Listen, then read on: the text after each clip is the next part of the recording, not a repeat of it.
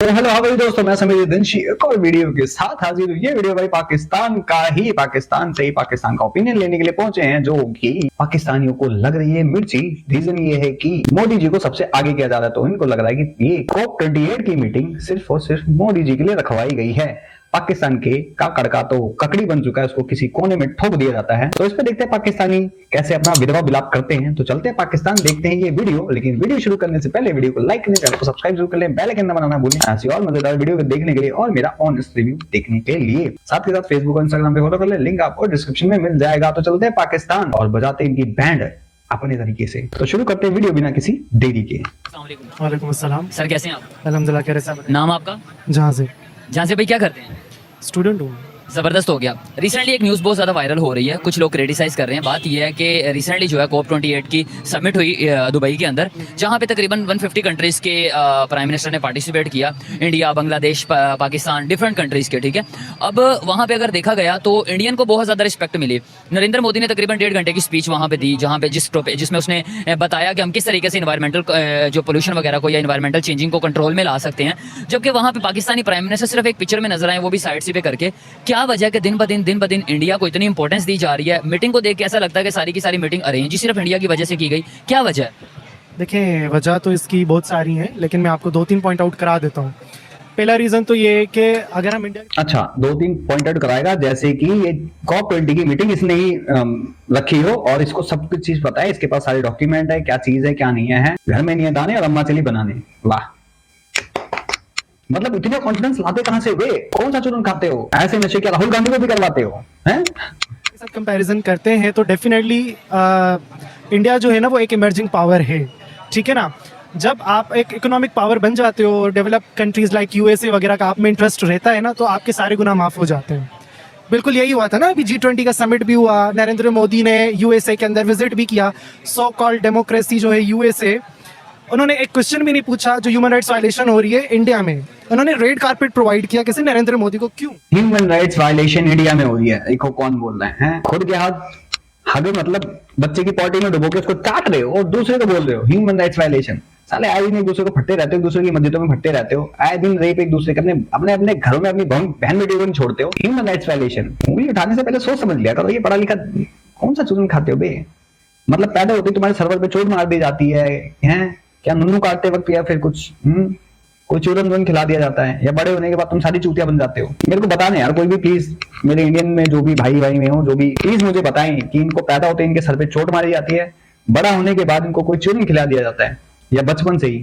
समझ जाओ। सो का डेमोक्रेटिक कंट्री जो था, उसने डेमोक्रेसी की लेके कोई क्वेश्चन नहीं किया। ये हिपोक्रेसी हमें नजर आती है ना। क्यों नजर आती है? क्योंकि वहाँ पे USA के इंटरेस्ट है। तो एक इमर्जिंग पावर, डेफिनेटली हम एक इमर्जिंग पावर नहीं, हम स्ट्रगलिंग कंट्री है। हमारे यहाँ चले इकोनॉमिक स्टेबिलिटी तो क्या, पॉलिटिकल स्टेबिलिटी नहीं है।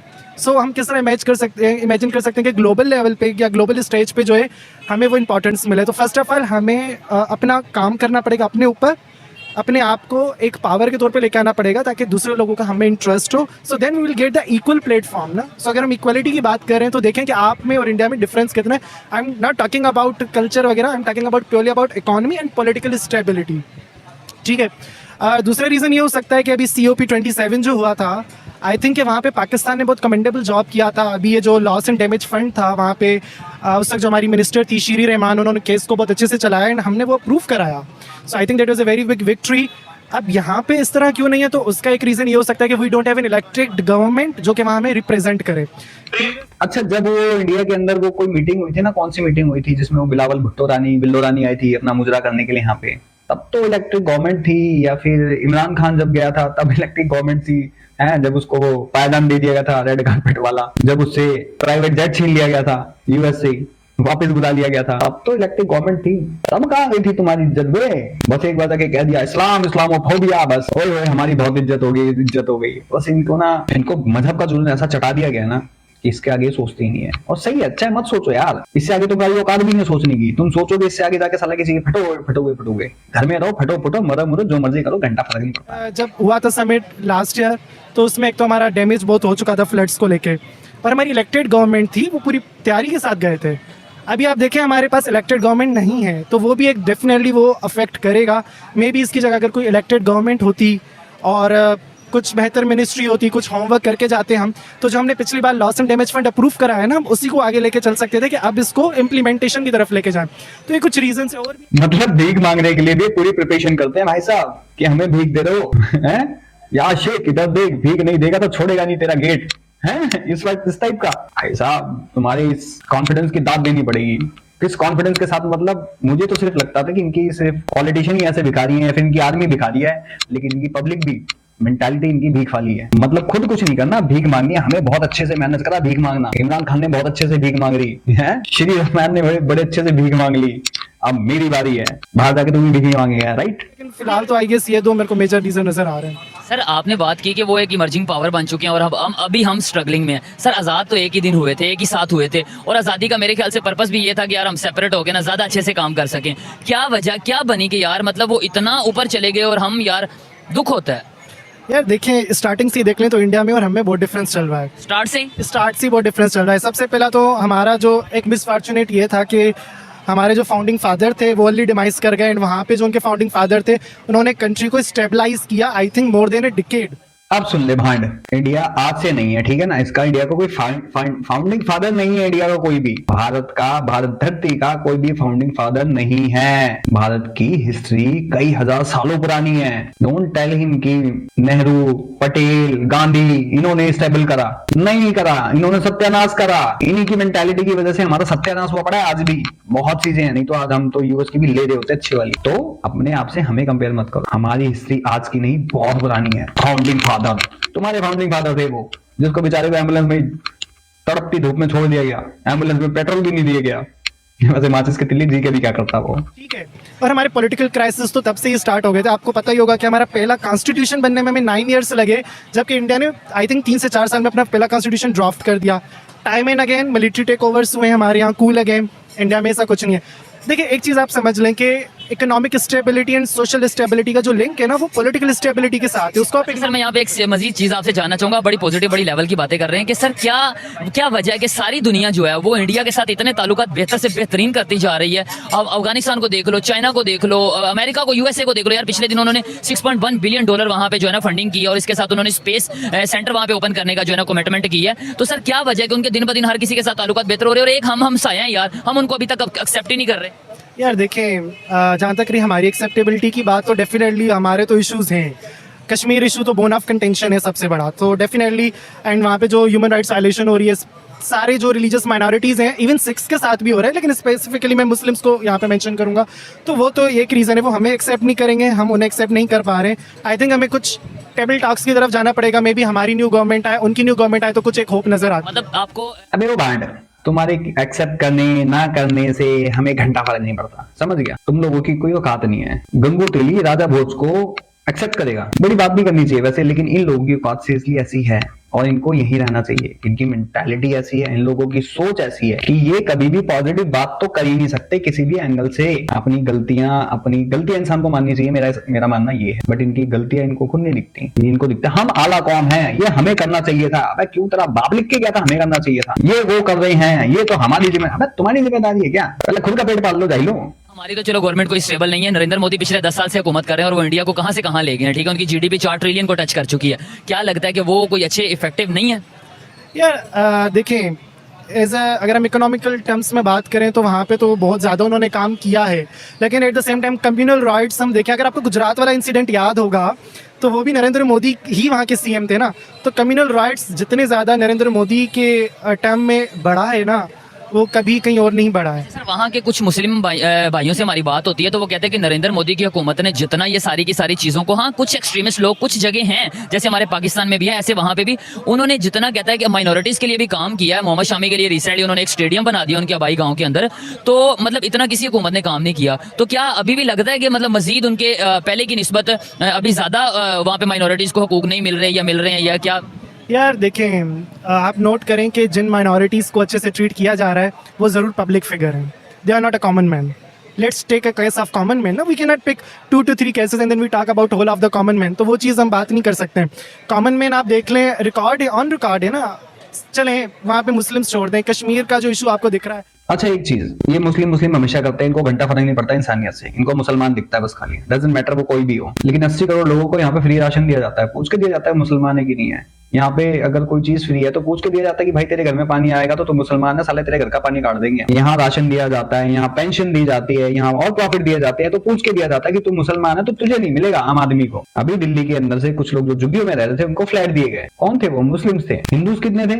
सनातनी कितने थे? उसमें बहुत कम थे, पूछ के दिया गया। वो मोहम्मद शामी था वो तो, है ना। तुम लोग क्या करते हो? जो तुम्हारे नॉन मुस्लिम क्रिकेटर्स होते हैं उनके साथ ही तुम क्या करते हो? ये तो देख लो जाहिलो। चलो यहाँ पे ये भी मान लिया कि भाई यहाँ 2 से 3 बंदों को दे रहे हैं, तुम लोग क्या करते हो? दानिश करने को तुम लोगों ने इतना हैरेस कर दिया, इतना हैरेस कर दिया, बेचारे को यूएस जाकर सेटल होना पड़ेगा। पाकिस्तान में हिंदू कम्युनिटी की वो हालत है, सुनवा के ना दिल दहल जाता है। देख 9 साल की बच्ची का इन जाहिलों 6 ने रेप करा था, 6 ने, और फिर चाकू मार के उसकी तड़िया बाहर निकाल दी थी। ये एक्सट्रीमिज्म की बात करते हैं भड़वे, और ये ऑन द रिकॉर्ड है, ह्यूमन राइट्स की बुक्स में है। इनकी मीडिया पे ये चीजें दिखाई नहीं देती, इस पे कोई बात नहीं करेंगे। इतना सा देश है लेकिन भड़वागिरी इतनी सारी करेंगे ये सारे। जो आर्टिकल 370 रिवोक हुआ है एंड देन वहाँ पे जिस तरह से पूरा ब्लैकआउट एंड अभी तक वहाँ पे जो भी सूरत हाल है, एंड उसके बावजूद अभी G20 समिट वहाँ पे करके एक नॉर्मल पिक्चर पोर्ट्रे करने की कोशिश की गई है। सो सर आर्टिकल रिमूव करने के बाद आपको पता है कि कश्मीर की जीडीपी कितनी है? जम्मू कश्मीर की नहीं मुझे पाकिस्तान की जीडीपी को टच कर रही है वो। अच्छा दूसरी साइड पे देखा जाए तो वहाँ पे ऑरेंज ट्रेन चला दी उन्होंने। डेफिनेटली ठीक है, वहाँ पे उन्होंने मतलब श्रीनगर को इतना कुछ सजा दिया, इतना को मैंने पब्लिक रिव्यू रिएक्शन भी किया था, वीडियो दिखाई थी, और लोग कह रहे थे यूरोप है, जापान है, लोग मान नहीं रहे थे कि यार वो कश्मीर है। Definitely they are going to do this. अभी एक तो G20 समिट जब वहाँ पे 5G इंटरनेट चलता है। लेट मी टेल यू ना, G20 समिट जब हो रहा था ना तो बहुत ज्यादा काम तो तब हुआ है, ठीक है ना। वाई इट इज हैपनिंग कि एक तो वो उसे अपना इंटीग्रल पार्ट डिक्लेयर कर रहे हैं, सो डेफिनेटली वो ये सारी डेवलपमेंट्स वहाँ पे करेंगे, और डेवलपमेंट्स तब तक वहाँ पे नहीं हुई थी जब तक वहाँ पे मुस्लिम्स थे। अभी आप देखिए कि वहाँ पे डोमिसाइल जो है नॉन मुस्लिम्स को भी मिल रहे हैं, दूसरी स्टेट्स को, अब डेवलपमेंट हो रही है। बात तो तब थी ना कि वहाँ पे प्योरली जब कश्मीरीज थे तो तब डेवलपमेंट होती। आप बताएं क्या तब डेवलपमेंट थी? सर क्या मतलब अब सुन ले बड़वे, सॉरी गलती हो गई, भांड बड़वाई तुम्हें, तुम तो अपनी बहन बेटे भी भेज देते हो पैसों के लिए, तो बड़वा बोलना तुम लोगों की सही रहता। बोले तो जब 370 नहीं था तब भी वहां पे डेवलपमेंट हो रही थी, बट स्पीड कम थी। जितने तुम्हारे पाकिस्तान में कॉलेजेस नहीं थे तब शायद वहां पे इतने कॉलेज, इतने मेडिकल कॉलेज, इतने हॉस्पिटल्स तब भी थे वहां पे, बट स्पीड स्लो थी। जो स्पेशल दर्जा दिया गया था वो हटा दिया गया, और वो इंडिया का ही पार्ट था, वो इंडिया का कॉन्स्टिट्यूशन में था, इंडिया के पास डॉक्यूमेंट है, महाराजा हरि सिंह ने हमारे साथ साइन किया था। तुम भांडों ने कब्जा करा है, कबाइलियों को भेज के तुम्हारे माचिस की तीली ने, जो सही टाइम पे निकल लिया, और होता तो पता नहीं क्या अपनी बुआ जवान करवाता, पता नहीं। और उसके बेटे बच्चे यहाँ रहते हैं, यहाँ मरते हैं, क्यों मरवा रहे हैं अपने? निकलो दफा हो जाए फिर यहाँ से, जाए ना पाकिस्तान बाप ने मांगा था, अपनी बुआ जवान करवा रहे हैं यहाँ पे, फिर निकलो दफा हो यहाँ पे। और हाँ रे, इंडिया कोई भी इंडियन सिटीजन कहीं भी जाके जमीन ले सकता है, किसी का बाप भी नहीं रोक सकता। और तुम जैसे बढ़े तो बिल्कुल भी नहीं, छाती पीटो, चाहे नंगा बिलाप करो, रंडी रोना करो, कोई चाहे मुजरा कर लो तुम लोग, सामने कोई फर्क नहीं पड़ता। तो जाहिलो अपनी खुद को ये नहीं पता कि वहां की जीडीपी क्या है, बंदर का पिछवाड़ा दिखा है, मार मार के उसा कर दूंगा, समझ गया? मतलब ये कोई फर्ज है कि वहाँ पे सिर्फ और सिर्फ कश्मीरी रहते, वहाँ पे कोई और दूसरा आगे, हमारा पाकिस्तान यहाँ पे आके कोई नॉन मुस्लिम नहीं रह सकता? नहीं आई am not talking about this, ठीक है, वो राइट तो बिल्कुल, लेकिन एक स्पेशल स्टेटस तो प्रोवाइड किया गया था ना, और वो स्पेशल स्टेटस उन्हीं के प्राइम मिनिस्टर ने। सर मेरी बात सुने, यूरोप किन का है? अंग्रेजों का है। हमारे लोग वहाँ पे जाते हैं, पीआर लेते हैं, परमानेंट रेजिडेंस लेते हैं, लेने के बाद चीजें जो है वहाँ पे बाय परचेज करते हैं सारा कुछ। अब अगर वो उठ के कह दे कि यार ये क्यों आ रहे हैं, ये क्यों आ रहे हैं, हमने इनको जो है हकूक नहीं देने वगैरह वगैरह, तो बात थोड़ी सी गलत हो जाएगी। यार देखिए, मैं आपको यहाँ पे एक एनेक्डोट शेयर करता हूँ ना, अगर वहाँ के आप ब्रेक्जिट का केस देख रहे हैं, यूके ने क्यों एग्जिट लिया? वहाँ पे जब वोटिंग हुई थी ना ब्रेक्जिट की, तो मोर देन 50% ने ब्रेक्जिट के हक में वोट किया था। उसके अंदर सबसे ज्यादा जो पॉपुलेशन थी जिसने वोट किया था वो कौन थे? ओल्ड एजीज थे। उनके कंसर्न क्या था कि हम जो है हमारा एम्प्लॉयमेंट कम हो रहा है और बाहर से जा रहे हैं, उन्हें एम्प्लॉयमेंट मिल रहा है। तो डेफिनेटली अगर जो आपके घर पे जो लोग हैं ना, आप उनको फुल राइट प्रोवाइड करेंगे तो बाहर से जब कोई आएगा उन्हें इशू नहीं होगा। लेकिन आप उन्हें ही राइट प्रोवाइड नहीं कर रहे और उनके सामने जो बाहर से आके सेटल हो रहा है, if you are going to provide them right, so I don't think so that it is. Sir वहाँ के कश्मीरियों से मेरी बात। अब एक इस चूते को ये समझाओ कि अगर तुम्हारी कंट्री में कोई इन्वेस्टमेंट आगे कर रहा है, तुम्हारे एरिया पे इन्वेस्टमेंट आगे कर रहा है, तो वहां पे रोजगार किसको मिल रहा है? इस चूते को जरा समझा दो कोई भी, ये पढ़ा लिखा चूतिया है, बात करता है यूके की। तो मैंने उनको ना, मतलब जिस तरीके से हमारी एक सोच बनी हुई है, मैंने उनको कहा यार आप पाकिस्तान का पार्ट क्यों नहीं बनते, पाकिस्तान के लिए आवाज क्यों नहीं उठाते? उन्होंने कहा पाकिस्तान के अंदर इंटरनेट क्या चलता है यहाँ पे आजाद कश्मीर में? मैंने कहा यार 2G 3G, मैं टूर करके आया तो मैंने कहा यार किसी के पास जाना पड़ता है कि वाईफाई कनेक्ट कर दो। उन्होंने कहा यहाँ पे सड़कें कैसी हैं? मैंने कहा यार ज्यादातर तो कच्ची हैं लेकिन थोड़ी बहुत पक्की भी हैं। वहाँ पे और हालात कैसे, मामलात किस तरीके से, पीने का साफ पानी। उन्होंने कहा हम यहाँ पे 5G इंटरनेट इस्तेमाल करें, हमारे पास इतनी इतनी सहूलियात हैं। भाई आप पहले अपने लिए आवाज़ उठाओ, देन हम आपके अबाउट कुछ सोचेंगे। हम यहाँ पे इतनी खुशहाल जिंदगी गुजार रहे हैं, why we think to attach with you. That's a problem. सबसे बड़ी प्रॉब्लम मुझे पाकिस्तानियों से ये है, Pakistani YouTube channel, Pakistani social media से सबसे बड़ी प्रॉब्लम है मुझे इस चीज की। ये लोग बात करते हैं, उनको इन्फ्लुएंस करते हैं, ये खुल के चीजें अब आएंगी धीरे धीरे। इसलिए मैं कहता हूँ पाकिस्तान के जितने सोशल मीडिया हैं सब बैन होने चाहिए इंडिया के अंदर। इंडिया के पास इतनी पावर है क्योंकि यहाँ पे ये माइंड वॉश करते हैं और फिर यहाँ पे भी सर तन से जुदा के नारे लगते हैं, क्योंकि ये सामने कुछ और पीठ पीछे कुछ और होते हैं। और ये रियलिटी है भाई साहब, ये आपको हमें समझनी पड़ेगी और बहुत क्लोजली समझनी पड़ेगी। I am not saying that attach them with us or make them integral part of Pakistan. Give them autonomous. अगर मेरे ख्याल के मुताबिक वो वहाँ उनके साथ खुश है तो हमें उनको छोड़ के अपने हालात पे फोकस करना चाहिए। यार अगर वो देखें, ये तो बहुत बड़ी स्टेटमेंट होगी जो कि मैं एटलीस्ट स्टेटमेंट इतनी बड़ी नहीं देने वाला हूँ, लेकिन देखिए हमें तेरी स्टेटमेंट से घंटा फर्क नहीं पड़ेगा, झिंगुर की झांट का बाल भी नहीं मिलने वाला, समझ गया? कोई घंटा फर्क नहीं पड़ने वाला, तेरी इतनी औकात भी नहीं है। तेरी एक स्टेटमेंट से बवाल मच जाएगा पूरी दुनिया के अंदर, ओए हो इस बंदे ने स्टेटमेंट दे दी है, मीठा सा बंदा आया, इसकी ये स्टेटमेंट है, अब तो भाई साहब पीओके भी इंडिया का हिस्सा बन गया, अब तो गिलगित भी आ गया है। तेरी स्टेटमेंट से इतना घंटा फर्क नहीं पड़ेगा, मुंह पे तेरे मुंह के चले जाएंगे बच्चे भी, फिर तू देख ले क्या फर्क पड़ जाना है। तो वहाँ पे इंटरेक्शन हुआ है लोगों से, मेरा कोई इंटरेक्शन नहीं है, ठीक है। आई एम टॉकिंग अबाउट जो भी वहाँ से रिलीज आती है, रिपोर्ट्स आती है ऑल दैट ना, तो मैं उसकी बेसिस पे बात करूँ। आप इंटरेक्ट करके आए, so you must be talking from that mindset. So definitely हमारा फिर कन्वर्जिंग पॉइंट यहाँ पे तो नहीं बनने वाला है। So we have to diverging opinions and unless, देखिए आपने बोला है, लेकिन unless I don't see any proof, I do not interact with any of them, I can not trust, and तो वो चीज़ रहेगा। तो यहाँ पे थोड़ा डाइवर्जिंग ओपिनियन। देखिए मेरी बात सुने, अगर हम तू ट्रस्ट करे ना करे, तुम्हारे ट्रस्ट में क्या है, तुम मुंह तो हगो, उसकी रोटी बना के खा जाओ, सानू कोई फर्क पड़ना नहीं है। तुम बस खाली हैं करो और भीख मांगो, रोटी खाओ, आटा नहीं है तो यहाँ से ले जाओ।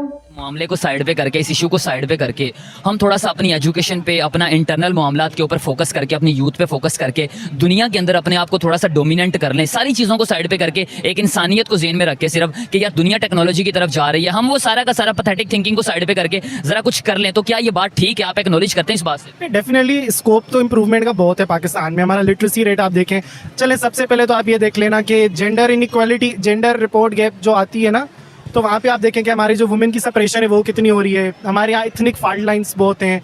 एजुकेशन जो है वो आप देख लें, इकॉनमी हमारी जो है वो पूरी तरह से शटर्ड हुई पड़ी है, पॉलिटिकल स्टेबिलिटी नहीं है। तो डेफिनेटली अगर हमें अपने इन हालात में हम किसी के लिए आवाज़ उठाएंगे तो वो क्या ही आवाज़ होगी? या वो तो ऑब्वियस ही बात है, अगर हम उठा भी लेंगे so they are not going to take it very much serious. जैसे यहाँ पे एक इंसिडेंट था ना अभी रिसेंटली, यहाँ पे जरन वाला इंसिडेंट हुआ, तो वही बात है कि अगर हमारे अपने कंट्री में कम्युनल राइट्स होंगे, so how we can expect that if we take the voice against Kashmiris या फिर जो भी रोहिंग्या में मुसलमान है या 2 मिनट में पलट गया हरामी है। थोड़ी देर पहले कह रहा था, कुछ देर पहले इसने बोला कि इंडिया में कम्युनल राइट्स होते हैं, लेकिन जेडन वाला का अभी खुद बयान कर दिया। अभी गिनवाने लग जाओ ना, अगर ये सामने होता तो मैं इसको नंगा करके दौड़ाता, घसीटता, मारता, पेलता, पिछवाड़ा इसका बंदर के पिछवाड़े जैसा कर देता, मार मार के साड़ेगा। 2 मिनट में पलट जाते हैं। ये मेरे को समझ में नहीं आता, ये एक बाप की औलाद होती है कि या फिर 2 मिक्स हो जाते हैं एक साथ ही। आई डोंट नो यार, सीरियसली। बाकी ये देख लो कि मेरे को ना पाकिस्तानियों की बात का और इनके ओपिनियन का घंटा फर्क नहीं पड़ता कि साले 2 मिनट में पलट जाते हैं। मुझे ये समझ में नहीं आता भाई। मुझे प्लीज कोई कमेंट सेक्शन में जरूर बताएं आप लोग कि एक बाप की है या मिक्सअप है, ये पड़ोसी, चाचा, ताऊ, किसी के, मतलब कुछ भी हो सकता है भाई, मुझे नहीं पता। क्योंकि 2 मिनट में हलाला फिर काला, क्योंकि इनकी बात 1 सेकंड में पलट जाते हैं भाई साहब। फिर इनको लगता है कि चंद्रयान पे जिसने फोटो खींची उस बंदे की फोटो तो आई नहीं है, जीपीएस नाम की तो कोई चीज ही नहीं होती है, कैमरे में रिकॉर्ड कैसे आवाज होती है। तो इन चीजों में इनको पहुंचने के लिए सदियां लगनी है। वैसे हर जगह पे जो ये अपना इस्लाम घुसा देते हैं, जहां देखो धर्म घुसा देना। खुद के अंदर ह्यूमन राइट्स के वायलेशन हो रहे हैं, खुद के अंदर, खुद की कंट्री में 140+ टेररिस्ट हैं यूएन डेजिग्नेटेड, और बकचोदी करेंगे इंडिया के लिए। तो औकात नहीं तुम लोगों की, जाहिलो। बाकी भाई आप लोगों को क्या कहना है इस मीठे आदमी के बारे में, कमेंट सेक्शन में जरूर बताएं। मैं समीर रंजी चलता हूँ, मिलता हूँ आप सबको किसी और वीडियो में, तब तक के लिए जय हिंद, जय भारत।